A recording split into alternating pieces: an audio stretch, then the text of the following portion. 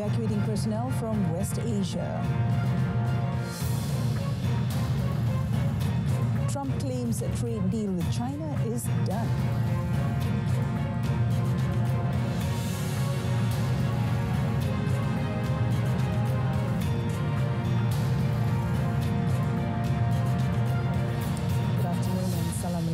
This is World Today. I'm Mohana Priya.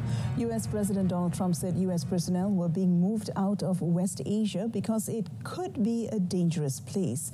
It was reported earlier that the U.S. is preparing a partial evacuation of its Iraqi embassy and will allow military dependents to leave locations around West Asia due to heightened security risks in the region. U.S. and Iraqi sources did not specify which security risks had prompted the decision, and reports of the potential evacuation pushed up oil prices by more than 4%. Without giving further details, White House spokeswoman Anna Kelly said the State Department regularly reviews American personnel abroad, and the decision was made as a result of a recent review. A White House official said U.S. President Donald Trump was aware of the move, while another official said the State Department had also authorized voluntary departures of military dependents from Bahrain and Kuwait. Another U.S. official, however, said there was no change in operations at Al Udeid Air Base in Qatar, the largest U.S. military base in West Asia, and no evacuation order had been issued for employees or families linked to the U.S. Embassy in Qatar, which was operating as usual. The partial evacuations come at a moment of heightened tensions in a region already aflame after 18 months of war in Gaza that has raised fears of a wider conflagration pitting the U.S. and Israel against Iran and its allies. Meanwhile, Iran has threatened to retaliate and target U.S. military bases in the region if conflict breaks out. This is following threats made by President Donald Trump that he will strike Iran if stuttering talks over a nuclear program fails. Tehran and Washington have held 5 rounds of talks since April to thrash out a new nuclear deal to replace the 2015 accord that Trump abandoned during his first term in 2018. Since returning to office in January, Trump has revived his maximum pressure campaign on Tehran, backing nuclear diplomacy but warning of military action if it fails. Iran's defense minister Aziz Nasir-Zadeh said in response to the U.S. threats that all U.S. bases are within Iran's reach, and without hesitation, Iran will target all of them in the host countries. He, however, expressed hope that things will not reach that point and the talks will succeed, adding that the U.S. side will suffer more losses if it came to conflict. Trump had previously expressed optimism about the talks, saying during a Gulf tour last month that Washington was getting close to securing a deal. But in an interview published yesterday, Trump said he was less confident the U.S. and Iran could reach a deal.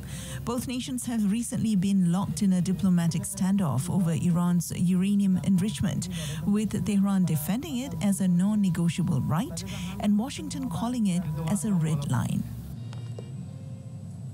Israeli gunfire and airstrikes killed at least 60 Palestinians in Gaza, most of them near aid sites operated by the U.S. and Israeli-backed Gaza Humanitarian Foundation in the center of the enclave. Medical officials at Shifa and Al-Quds hospitals said at least 25 people were killed and dozens wounded as they approached a food distribution center near the settlement of Netzarim before dawn. Health officials at Nasser Hospital in Khan Yunis in the southern Gaza Strip, meanwhile, said at least 14 people had been killed by Israeli gunfire as they approached another Gaza Humanitarian Foundation site in Rafah. Gaza's health ministry said that since the foundation began its operations in late May, at least 163 Palestinians had been killed and over 1,000 wounded trying to obtain the food boxes. The United Nations has condemned the killings and has refused to supply aid via the foundation, which uses private contractors with Israeli military backup in what the UN says is a breach of humanitarian standards. Elsewhere in Gaza, the health ministry said at least 11 people were killed by separate Israeli gunfire and strikes across the coastal enclave. Israel's military campaign since 2023 has killed nearly 55,000 Palestinians and flattened much of the densely populated strip. Ukrainian President Volodymyr Zelensky hosted the leaders of several countries across southeastern Europe in the port city of Odessa, hours after it was targeted by Russian strikes. Now, the summit included leaders from across the region, including from Romania, Moldova, Greece, and Croatia. The leaders signed a declaration condemning Moscow's invasion, including calling for NATO membership for Ukraine and denouncing war crimes committed by Russia. Serbia's President Alexander Vučić, who maintains strong ties with Russia, was also at the summit in his first visit to Ukraine since the Russian invasion, but was not in the list of leaders who signed the declaration published by Zelensky's office. The declaration called for Russia to withdraw troops from Ukraine and condemned the deportation of thousands of Ukrainian civilians, including children, by Russia. The declaration noted that a free, peaceful and prosperous Europe is impossible without a free, peaceful and prosperous Ukraine. Kiev launched annual Ukraine Southeast Europe summits in 2022 to boost connections with the region amid its war with Russia. South Korea has halted loudspeaker propaganda broadcasts into the nuclear-armed north, adding that it was a bid to restore trust under Seoul's new administration. The Defense Ministry explained in a brief statement the decision to suspend the broadcasts was to make good on a promise to restore trust in South-North Korea relations and seek peace on the Korean peninsula. A ministry spokesperson said the broadcasts were halted on Wednesday afternoon. The loudspeakers were turned on in demilitarized zone that divides the two Koreas in June last year in response to a barrage of trash-filled balloons flown southward by Pyongyang. Ties between the two Koreas deteriorated under the hardline administration of hawkish ex-president Yoon Suk-yeol. Yoon was impeached and stripped of office earlier this year over an abortive martial law declaration. After winning last week's snap poll, Seoul's new president, Lee Jae-myung, pledged to improve ties with Pyongyang.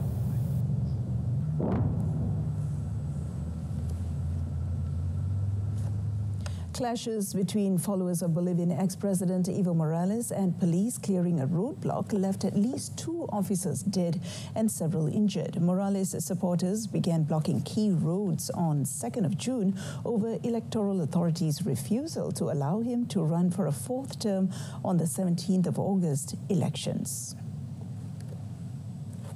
The protests have since snowballed into a wider revolt over President Luis Arce's handling of a deep economic crisis marked by severe shortages of hard currency and fuel. The officers were killed in La Lagua, a mining town in Bolivia's southwest. At least 15 civilians and 2 police officers were injured in a violent confrontation in the same town the previous day between Morales' backers blockading roads and residents who tried to force their way through. The National Roads Authority counted 21 roadblocks across the country yesterday, down from 29 the day before. Morales has been barred by the Constitutional Court from seeking re-election, nevertheless attempted in vain to register as a candidate last month. The government accuses him of trying to sabotage the elections by calling for blockades to sow chaos. Hundreds gathered on the streets of Ballymena in Northern Ireland, facing police armed with riot shields and water cannon on the 3rd straight night of anti-immigrant demonstrations. Despite calls for calm from across the divided UK province, hundreds of protesters milled in the centre of northern Ballymena in a tense standoff with police. Riot police with dogs pushed back protesters who sporadically threw fireworks, masonry and bottles, and 2 patrol bombs were thrown at a line of armoured police Land Rovers. The crowd eventually dispersed without a repeat of the chaotic scenes from the previous 2 nights, which have left 32 police officers injured and a trail of burnt-out houses and businesses. Police Assistant Chief Constable Ryan Henderson said he had appealed to police forces in England and Wales to aid his forces to quell the unrest. The riots erupted after the arrest of 2 teenagers accused of attempting to rape a young girl. Police have not confirmed the ethnicity of the teenagers who remain in custody, but areas attacked on Monday and Tuesday included neighborhoods where Romanian migrants live.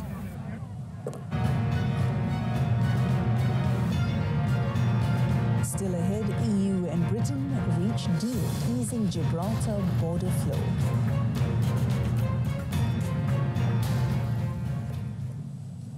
US President Donald Trump touted excellent ties with China, saying the superpowers reached a deal after 2 days of talks aimed at preserving a truce in their damaging trade war.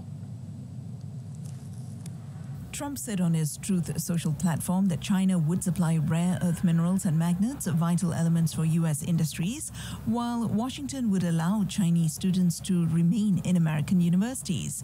His post came after top U.S. and Chinese negotiators announced a framework agreement last Tuesday, following 2 days of marathon talks in London. The agreement would nonetheless see some recent tariffs remain in place between the major trading partners, and details were sparse. Trump said the deal with China is done, but noting that it is still subject to final approval. After negotiations spanning more than 20 hours, U.S. Commerce Secretary Howard Lutnick said the talks were right on track. He explained that China is going to approve all applications for magnets from United States companies right away after Trump and President Xi Jinping gave the green light to the deal. Trump unveiled sweeping tariffs on most trading partners in April, but halted steeper rates on dozens of economies until early July as negotiations are underway. With China, Washington agreed to reduce tit-for-tat triple-digit tariffs during talks in Geneva last month. The European Union and Britain have sealed a deal on the status of the territory of Gibraltar in what was billed as a historic breakthrough 5 years after Brexit. Now, the deal will ease the flow of people and goods over the Gibraltar-Spain border and marks a new step in the much-vaunted reset of ties with Brussels under British Prime Minister Keir Starmer. EU Trade Chief Maros Sefcovic announced the deal at a joint news conference with Spanish Foreign Minister José Manuel Alvarez, calling it a truly historic milestone for the European Union, including Spain, as well as for the United Kingdom and Gibraltar.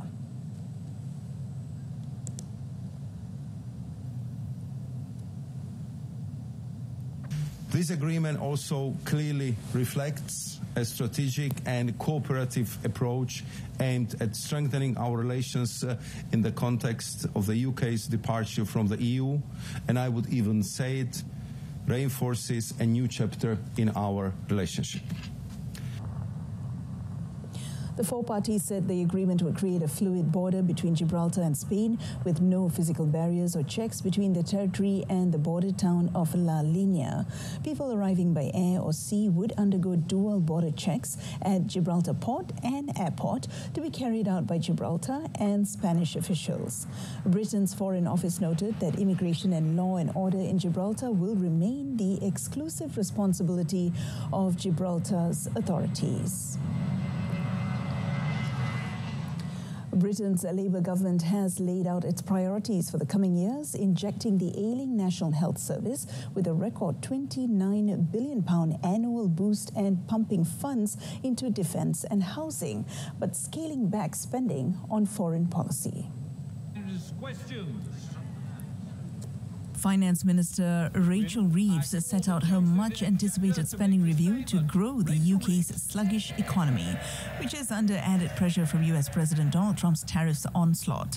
She said the government is delivering a national health service fit for the future. While the National Health Service is revered by most Britons, it has been on its knees for years owing to underinvestment and poor morale, resulting in significant strike action in recent times. The government also said it will will cut the asylum backlog and end the costly use of hotels to house asylum seekers, saving £1 billion annually. Labour will instead use municipal housing following a sharp rise in asylum seekers to the UK in recent years. Amid Russia's war in Ukraine, Reeves confirmed defence spending, including on intelligence services, will rise by 2.6% of economic output by 2027, helped by cuts to international aid. The World Bank is re-entering the nuclear energy space for the first time in decades as it works towards meeting growing electricity demand in developing countries.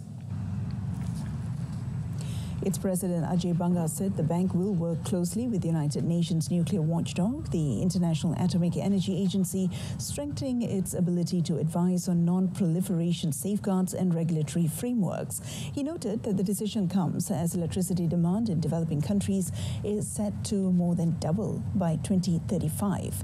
To meet this need, he said annual investment in energy generation, grids and storage will have to increase from $280 billion today to about $630 billion.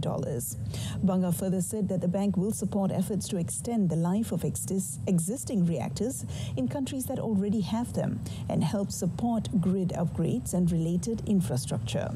The Washington-based lender will also work to speed up the potential of small modular reactors so that these can become a viable choice for more countries eventually.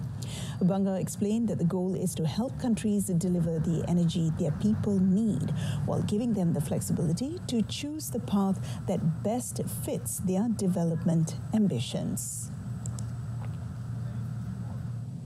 A magnitude 5.9 offshore earthquake rattled Taiwan, causing buildings to shake in the capital, Taipei. Firefighters were dispatched to check the impact of the moderate quake, which hit 71 kilometers south of Hualien City.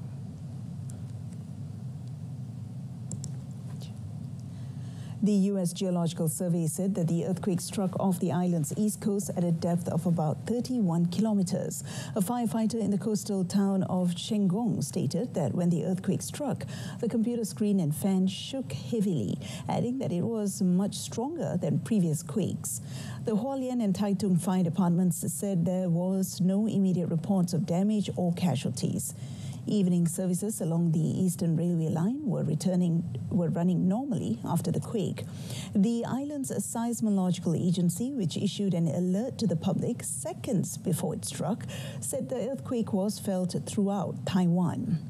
Taiwan is frequently hit by earthquakes due to its location on the edges of two tectonic plates near the Pacific Ring of Fire, which the U.S. Geological Survey says is the most seismically active zone in the world. Residents of a town near Vancouver were on standby to evacuate as Canada's devastating wildfire season worsened, with officials warning that weather conditions through the summer were ripe for further blazes. Currently, more than 3.3 million hectares have already been consumed by flames, an area equivalent to the country of Belgium. A state of emergency has been declared in Squamish, British Columbia, just 64 kilometers north of Vancouver, a city where the greater metropolitan area population exceeds 3 million. British Columbia's Emergency Management Department warned that some residents of Squamish District must be ready to leave on short notice. 2 years after a historically devastating summer, Canada is once again facing a massive fire season, with burned areas already exceeding year-to-date averages from recent years. More than 220 active fires were burning across the country since Tuesday, with half of them considered out of control. Smoke from Canadian fires has reached Europe after drifting across the Atlantic Ocean. Scientists said the world experienced its second warmest May since records began, a month in which climate change fueled a record-breaking heat wave in Greenland. According to European Union's Copernicus Climate Change Service, C3S, last month was Earth's second warmest May on record, exceeded only by May last year, rounding out the Northern Hemisphere's second hottest March to May spring on record. It said global surface temperatures in May averaged 1.4 degrees Celsius higher than in 1850 to 1900 industrial period, when humans began burning fossil fuels on an industrial scale. That broke a run of extraordinary heat, in which 21 of the last 22 months had an average global temperature exceeding 1.5 degrees Celsius above pre-industrial times, though scientists warned this break was unlikely to last. C3S added, whilst this may offer a brief respite for the planet, it does expect the 1.5 degrees Celsius threshold to be exceeded again in the near future due to the continued warming of the climate system.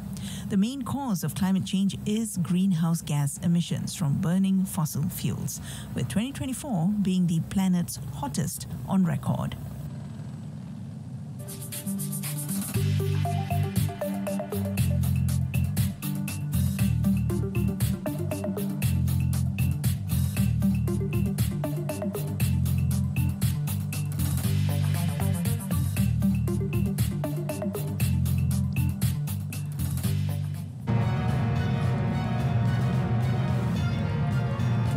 In sports, Fritz and Shelton march into Stuttgart quarters.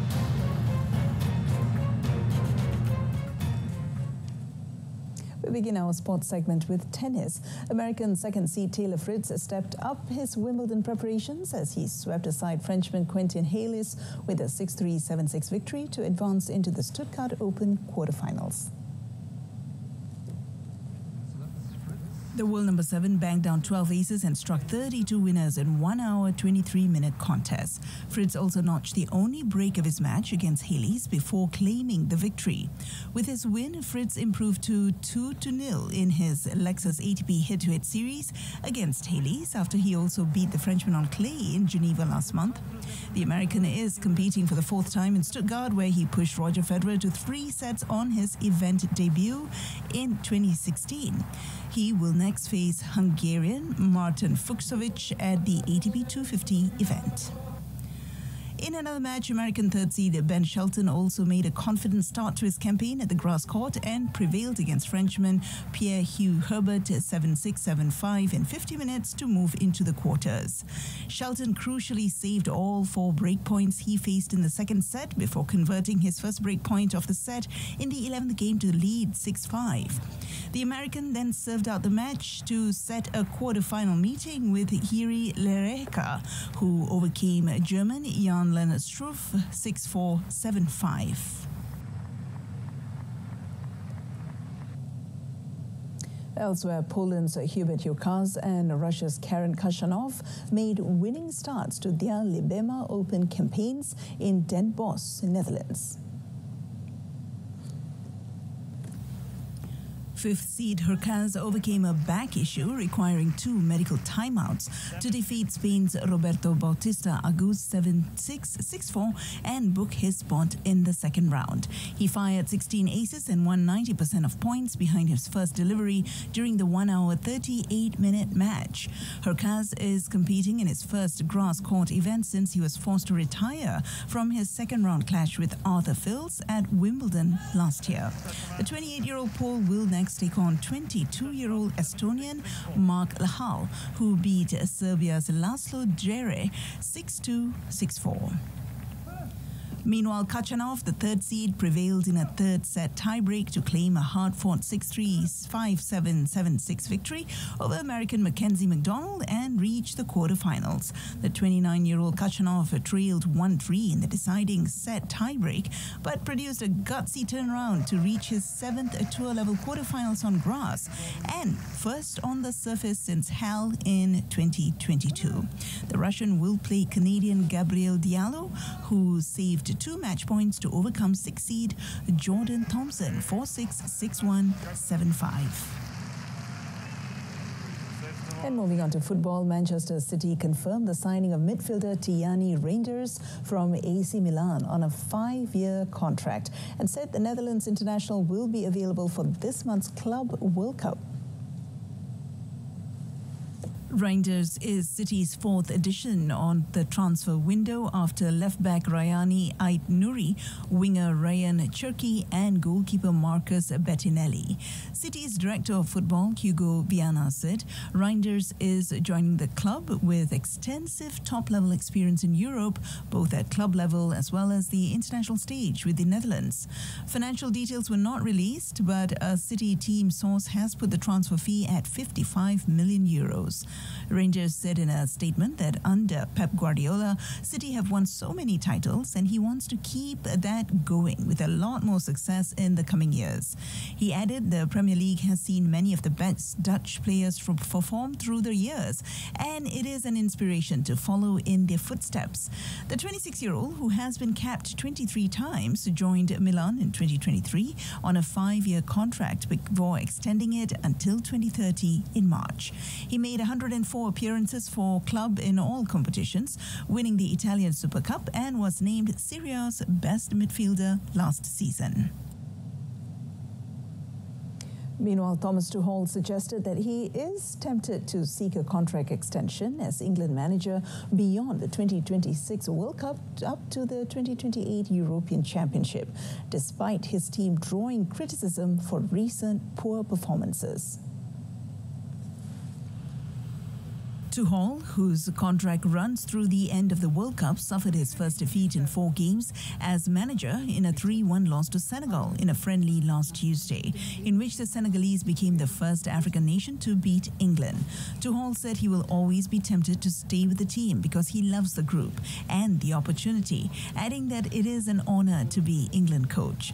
The 51-year-old conceded to little enjoyment, however, in the hours after Tuesday's game at the City ground, where Senegal repeatedly punished England's lackluster defence. The German said England lacked joy and energy, which was also evident in their 1-0 win over Andorra in World Cup qualifying last Saturday. Tuchel will travel to the United States next week to begin preparations for next summer's World Cup in the US, Mexico and Canada, looking at factors such as heat adaptation. And in cycling, time trial maestro Remco Evenepoel laid down a marker in the 4th stage of the Criterium du Dauphin, winning the 17.4-kilometer race against the clock in style to move top to the overall classification. The 25-year-old Belgian tasted Olympic gold in the discipline last year and is also the double time trial world champion, and showed his pedigree by blowing out a field containing Jonas Vingegaard and Tadej Pogacar. Evenepoel raced home 21 seconds ahead of second-place Dane Vingegaard, with USA's Matteo Jorgensen a further 17 seconds back in third. Pogacar just missed the podium at 49 seconds, 8 seconds ahead of 5th-place German Florian Lipovic and 13 seconds in front of Dutchman Mathieu van der Poel. Evenepoel now slips on the leader's yellow jersey for the 77th edition of the Dauphin, which will be decided in the last 3 stages in the Alps from Friday. Of the 3 front-runners for the overall win, Pogacar now finds himself the least well-placed. Although the overall classification is far from set, the Slovenian is now in 8th place, 38 seconds behind Evenepoel, while Vingegaard is 16 seconds back in 5th. On Thursday's 5th stage, the peloton takes on a hilly 183-kilometer run from St. Priest to Macau. And that wraps up World Today. In our top story, US evacuating personnel from West Asia. Tune in to Malaysia Tonight, coming up at 8:30 p.m. on TV1 and Saluran Berita RTM. Till then, I'm Mohana Priya. From the river to the sea, Palestine will be free. Thank you for your company.